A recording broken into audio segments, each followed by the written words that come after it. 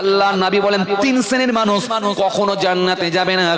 তিনটে শ্রেণীর মানুষ কখনো জান্নাতে যাবে না। এক নাম্বার হলো সর্বদা মদ পানকারী। দ্বিতীয় নাম্বার, দু নাম্বার হলো পিতা মাতার অবাধ্য সন্তান। বাপ মার সঙ্গে যারা খারাপ আচরণ করে, মা বাপের সঙ্গে যারা খারাপ আচরণ করে, বাপ মাকে যারা লাল চোখ দেখিয়ে কথা বলে। দ্বিতীয় নাম্বার হলো পিতা মাতার অবাধ্য সন্তান। বন্ধুর সঙ্গে ভালো আচরণ করবে কিন্তু মায়ের সঙ্গে লাল চোখ দেখিয়ে কথা বলবে। বন্ধুর সঙ্গে ভালো আচরণ করবে, শ্বশুর আব্বার সঙ্গে ভালোভাবে কথা বলবে কিন্তু বাপকে লাল চোখ দেখিয়ে কথা বলবে। সমাজে এমন ছেলে আছে না নাই? আছে। তাহলে বিশ্বনবী বললেন দ্বিতীয় নাম্বার হলো মা বাপের অবাধ্য সন্তান, এরা জান্নাতে যাবে না। আল্লাহ নবী বলেন আর একটা শ্রেণীর মানুষ জান্নাতে যাবে না, সেটা কারা? আমি রাসূলুল্লাহ বলি ওটাই হলো দায়ুস ব্যক্তি। দায়ুস কখনো জান্নাতে যাবে না। এখন আপনাদেরকে আমি জিজ্ঞাসা করব, বলেন তো দেখি দায়ুস কারা আপনারা জানেন? একটু কথাবার্তা বলো বাবা। জানা? কারা জানেন?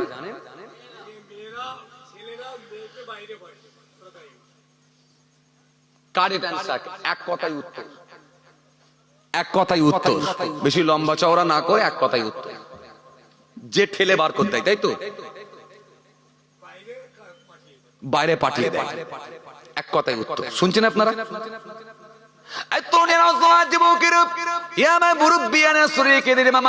আপনাদেরকে একটু জিজ্ঞাসা করি, বলেন তো দেখি আপনাদের এখানে কি দোকান হয়েছে আজকে রাতে? হয়েছে? চলুন তাহলে এখান থেকে আমি অনেক দায়ুস বের করতে পারবো। এবার দেখাচ্ছি, দেখুন। কথা বলে না, এই কথা বলে না।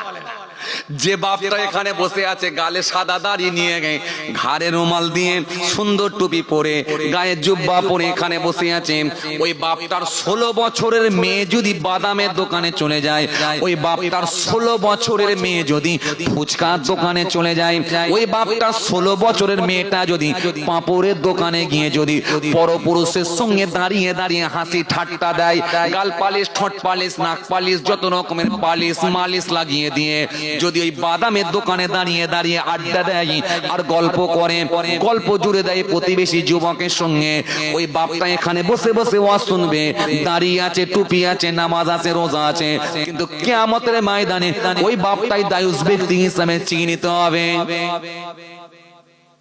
বোঝা গেল? হ্যাঁ, শুনছেন? বোঝা গেল?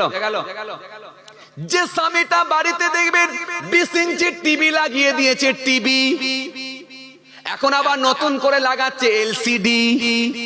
মানুষ এখন আপডেট হচ্ছে, এখন আর টিভির যুগ নাই, লাগাচ্ছে এলসিডি। আগে দিয়ে দিত টিভি আর বলতো বিবি তুই এই দিকে তাকাবি, যা চাইবি তাই পাবি, তো পাড়ায় কেন যাবি? কথা বলে না। পাড়ায় গেলে ঝুট ঝামেলা আছে না নাই? কথা বলে না। পাড়ায় গেলে ঝুট ঝামেলা আছে না নাই? প্রতিবেশী মেয়েদের কাছে বেশি গল্প করতে গেলি ঝামেলা হবে না?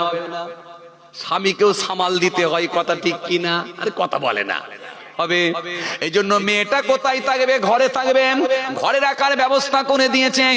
আর স্বামী কোথায় যাচ্ছে? স্বামী কলকাতায় চলে যাচ্ছে, এক সপ্তাহ বাজার করে দিয়ে নিউ মার্কেটে চলে গেছে।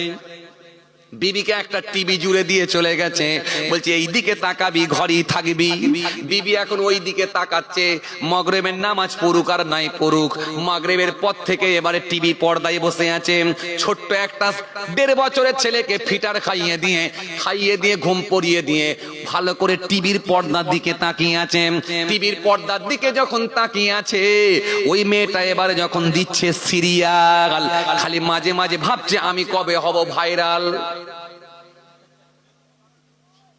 হয়তো সব কথা আমার চাচাগুলো বুঝতে পাচ্ছেন না, কারণ আপনারা হলেন অফলাইনের লোক, কিন্তু অনলাইনের লোকেরা সব বুঝতে পারছে। আমার যুবক ভাইরা যখন ওই মেয়েটা এবার সিরিয়াল দেখছে আর ভাইরাল হবার ইচ্ছা পোষণ করছে, একদিন যখন মেয়েটা স্বামী এসে হাজির হয়েছে, স্বামীটাকে বলছে স্বামী গো, আমি একটা টিভিতে দারুণ কোম্পানি একটা তেলের অ্যাড দেখছিলাম, যদি ওই কোম্পানির অয়েল দিয়ে দেয়া হয় মাথায়, ওইটা যদি ওই ধরনের অয়েল, ওই কোম্পানির অয়েল যদি মেখে নেওয়া হয় হয়ে যাবে সে কোয়েল। মাথায় অয়েল দিয়ে কোয়েল হয়ে যদি এবারে সিদ্ধায় গিয়ে রাস্তার ধারে যদি ওই মেয়েটা দাঁড়িয়ে যায়, ওর মাথায় গায়ে কাপড় নাই, পিঠে পেটে কাপড় না গায়ে, যখন রাস্তার ধারেতে দাঁড়িয়ে আছে, মনে রাখবেন ওই স্বামীটা যতই নামাজ রোজা দাড়ি টুপি ছাড়ুক না কেন, কিয়ামতের ময়দানে ওই স্বামীটাই দায়ুস ব্যক্তি হিসাবে চিহ্নিত হবে। দায়ুসকে বোঝা গেল? কথা বলে না, বোঝা গেল দায়ুসকে? বোঝা গেল? তাহলে বউ যেহেতু জাহান্নামে যাচ্ছে, স্বামীও আস্তে আস্তে লাইন দিয়েছে, কথা বলে না, যাচ্ছে তো ঢুকছে। আচ্ছা এবারে বলবেন বিবি যদি দোষ করে আমি কি দোষ করেছি? হ্যাঁ, ভুলটা আপনি করেছেন। কেন? আধার কার্ডের সঙ্গে আপনি ভোটার কার্ডের লিংক করেছেন।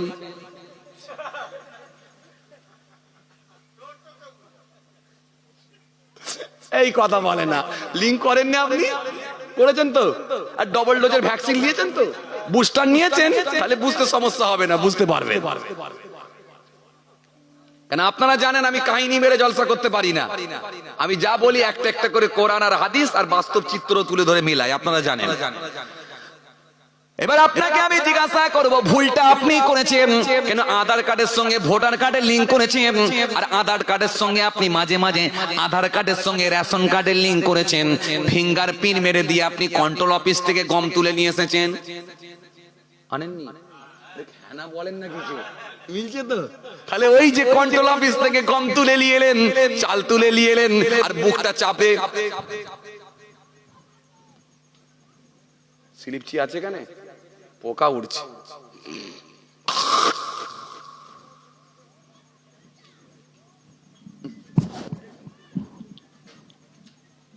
স্লিপচি একটা রাখা দরকার ওর জন্য। চলেন লক্ষ্য করেন, ওই যে আধার কার্ডের সঙ্গে ভোটার কার্ডের লিংক করেছেন, আধার কার্ডের সঙ্গে রেশন কার্ডের লিংক করেছেন, আর ফিঙ্গার প্রিন্ট মেরে দিয়ে কন্ট্রোল অফিস থেকে আপনি গম তুলে নিয়ে এসেছেন, চাল তুলে নিয়ে এসেছেন, বুকটা চাপড়ে সরকারকে বলেছেন আমি হলাম ফ্যামিলির হেড, কথা বলে না? হেড বলেছেন তো? কজন আপনার ফ্যামিলির সদস্য? আপনি বলেন আমি আর আমার একটা বউ বিবি, দুটো ছেলে একটা মেয়ে, তাহলে আমার বিবি মোট 4টে, আমি হলাম 5টা, মোট 5 জনের ভেতরে আমি হলাম হেড।